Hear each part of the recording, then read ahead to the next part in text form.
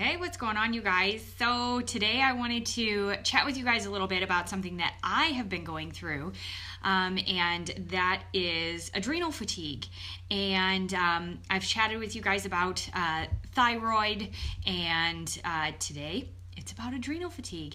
And what I have found that has helped me to be able to increase my energy level and the things that decrease my energy level. And this is not just something like that would be for just people that have adrenal issues. In fact, most people don't even realize that they have them. But I mean, have you ever felt like you were just so drained and so tired, but yet you can't go to sleep at night?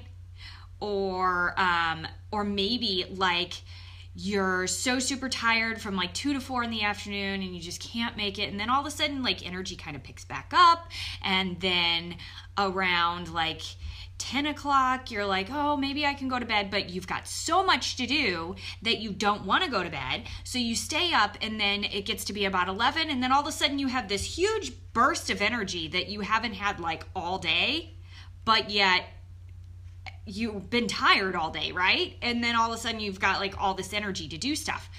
Well, those are actually signs that you might be dealing with adrenal fatigue. There are many signs that that can make you realize, oh yeah, that might be something here. But all in all, there are certain foods that affect your adrenals negatively and positively, and this is just across the board. Like, I mean, because you don't have to be dealing with adrenal fatigue in order for these foods to affect it negatively or positively.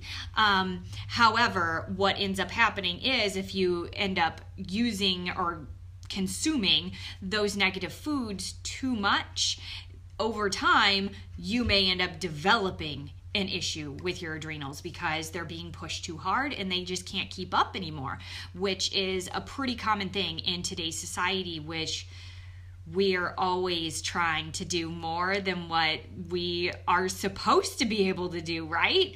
I know that is the way for me, at least. I want to be able to do everything for everybody in my life, and like there's got to be a stopping point.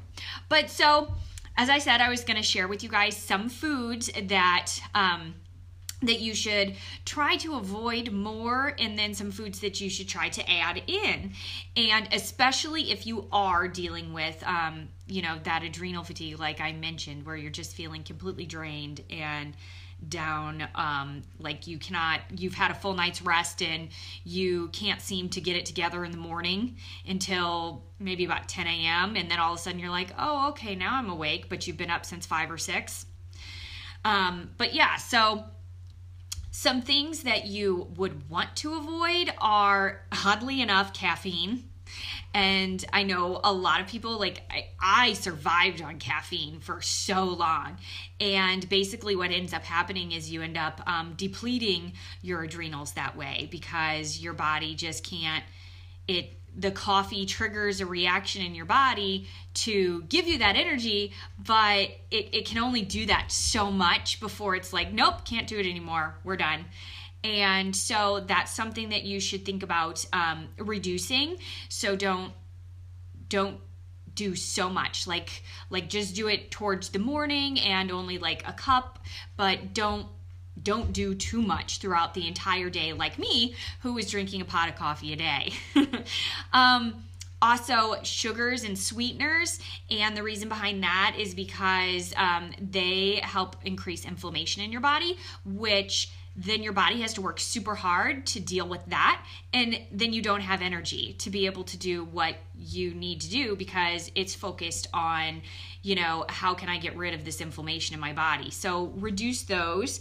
And the same thing goes with like fast foods, because it also increases inflammation, and also processed foods because of the exact same thing.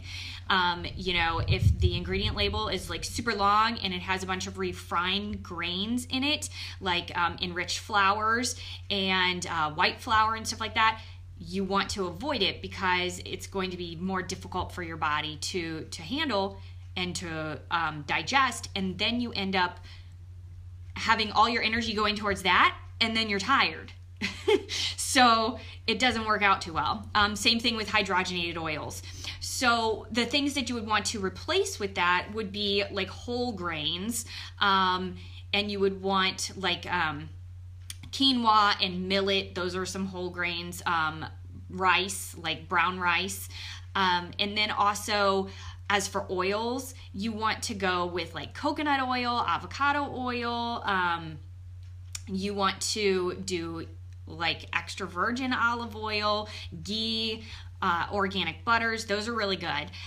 They will help increase your energy level because your body will be able to use it and not fight against it.